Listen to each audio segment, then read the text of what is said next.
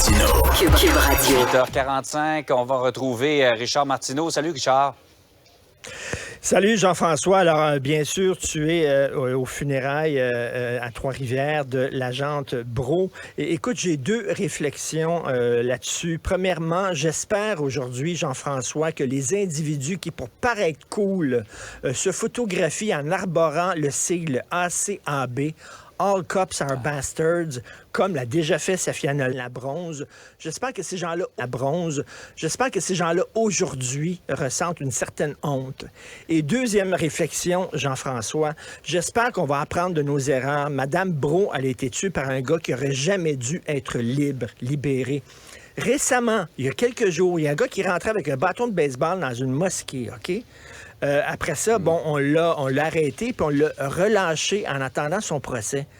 Est-ce qu'on a fait des tests à ce gars-là? Parce qu'entrer avec un bâton de baseball dans une mosquée, peut-être des problèmes de santé mentale. Et moi, je me posais la question, comment ça se fait qu'on l'a relâché? On a-tu appris de ce qui s'est passé avec Madame Brault? Bref, j'espère qu'on va apprendre de nos erreurs, mais c'est une triste journée aujourd'hui.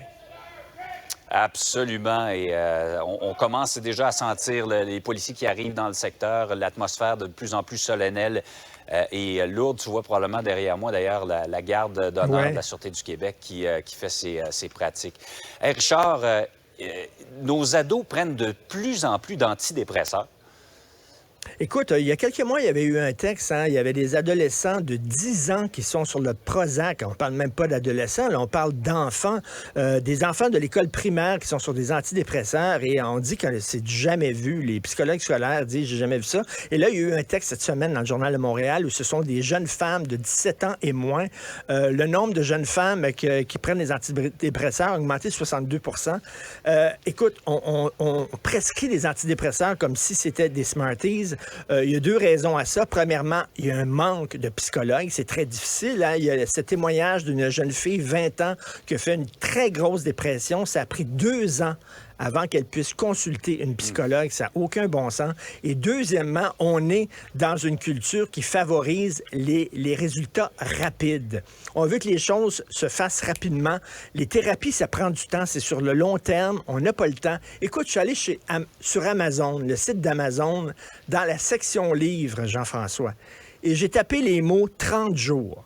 30 jours. Et écoute ça, les livres qui sont sortis.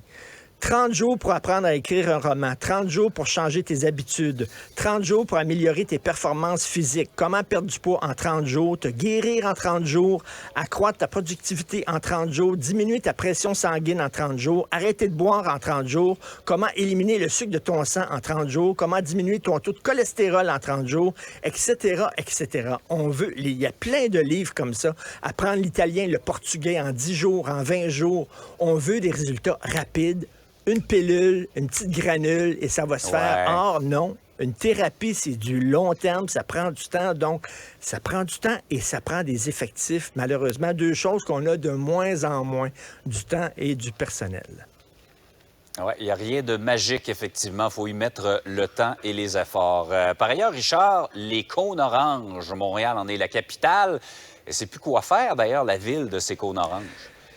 Je le dis toujours que c'est une dompe. Montréal, c'est un dépotoir. Un texte très intéressant. Ça fait 2 textes dans la presse hier et aujourd'hui. Tu sais, des fois, ils ont besoin de fermer à Montréal le tunnel Ville-Marie pour faire des travaux à l'intérieur pendant la nuit. Ouais. Entre autres, changer les ampoules. Alors, ils ont besoin de mettre des cônes oranges aux bretelles d'accès à l'autoroute Ville-Marie pour bloquer justement l'accès au tunnel pendant qu'on fait des travaux.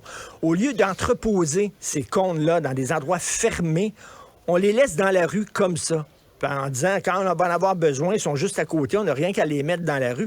Donc, on les laisse traîner. Écoute, il y a des cônes oranges, des dizaines de cônes oranges qui sont là, qui traînent aux abords du Vieux-Montréal, qui est un endroit touristique. C'est super beau, le Vieux-Montréal.